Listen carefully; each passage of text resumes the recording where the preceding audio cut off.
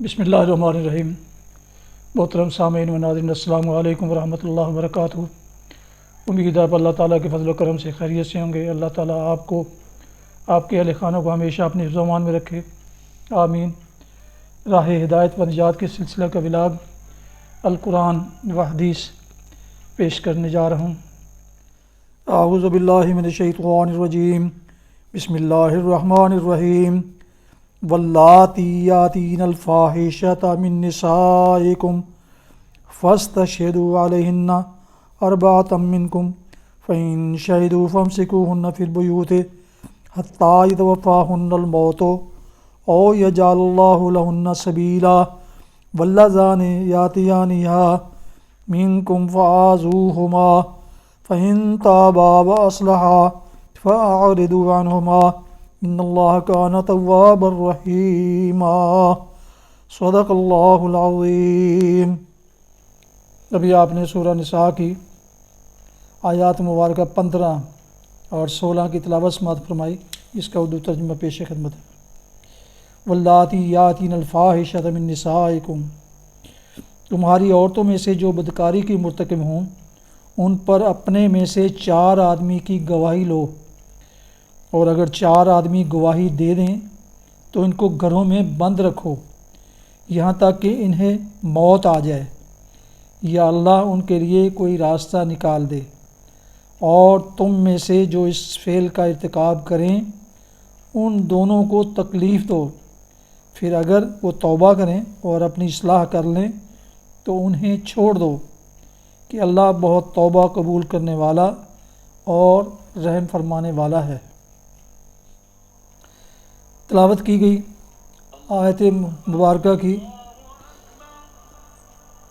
تفسیر سماعت فرمائی ہے۔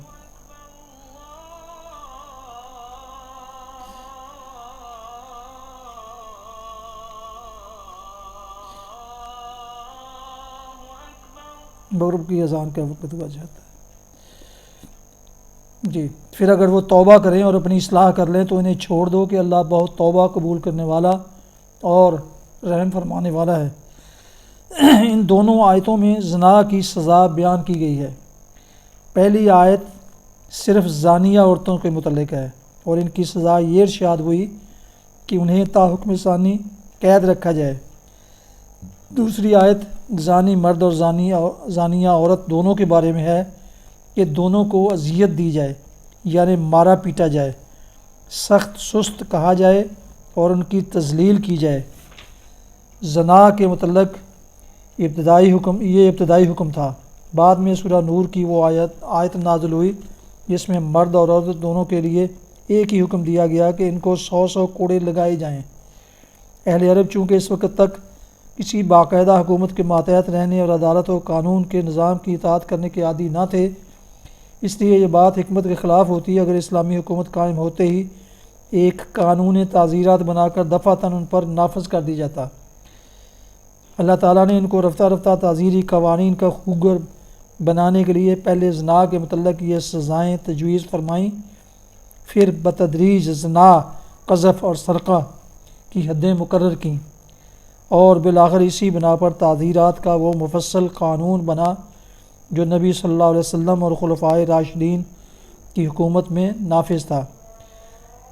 مفسر سدی کو ان دونوں آیتوں کے ظاہری فرق سے یہ غلط فہمی ہوئی ہے کہ پہلی آیت منکوحہ عورتوں کے لیے ہے اور دوسری آیت غیر شادی شدہ مرد و عورت کے لیے ہے، لیکن یہ ایک کمزور تفسیر ہے جس کی تائید میں کوئی وزنی دلیل نہیں، اور اس سے زیادہ کمزور بات وہ ہے جو ابو مسلم اصفہانی نے لکھی ہے کہ پہلی آیت عورت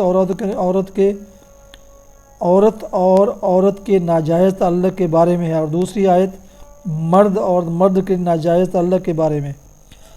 تعجب ہے ابو مسلم جیسے ذی علم شخص کی نظر اس حقیقت کی طرف کیوں نہ گئی کہ قرآن انسانی زندگی کے لیے قانون و اخلاق کی شاہراہ بناتا ہے اور انہی مسائل سے بحث کرتا ہے جو شاہراہ پر پیش آتے ہیں۔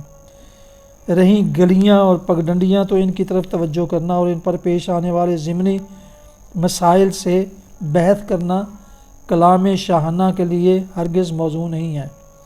ایسی چیزوں کو اس نے اجتہاد کے لیے چھوڑ دیا ہے۔ یہی وجہ ہے کہ عہد نبوت کے بعد جب یہ سوال پیدا ہوا کہ مرد کے ناجائز تعلقات پر کیا سزا دی جائے، تو صحابہ کرام میں سے کسی نے بھی یہ نہ سمجھا کہ سورہ نساء کی اس آیت میں اس کا حکم موجود ہے۔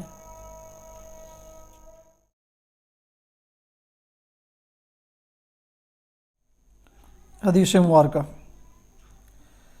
حضرت ابو قتادہ رضی اللہ عنہ سے روایت ہے، نبی کریم صلی اللہ علیہ وسلم نے فرمایا، جب تم میں سے کوئی شخص پیشاب کرے تو اپنے ذکر یعنی اعلیٰ تناسل کو دائیں ہاتھ سے نہ پکڑے اور نہ دائیں ہاتھ سے استنجا کرے اور نہ برتن میں سانس لے۔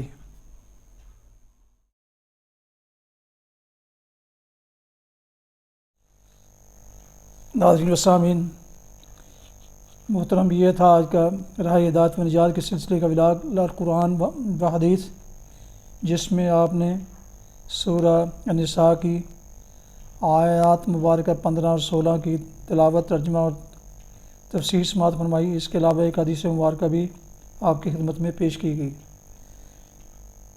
جن دوستوں نے ابھی تک میرے یوٹیوب چینل راہ ہدایت یا بی اے رشیدی یا دونوں میں سے ایک کو ابھی تک سبسکرائب نہیں کیا اور وہ چاہتے ہیں کہ یہ ایسے روحانی اور قرآنی ولاگ ان کی ٹائم لائن پر ان کو باقاعدہ اور بر وقت ملتے رہیں، تو وہ دونوں میں سے کسی ایک کو ضرور سبسکرائب کریں اور سبسکرائب کر کے لائک کر کے بیل آئیکن کو ضرور پریس کریں، تاکہ آنے والے ایسے روحانی اور قرآنی ولاگ جو باعث برکت اور باعث ثواب ہیں ان کو روزانہ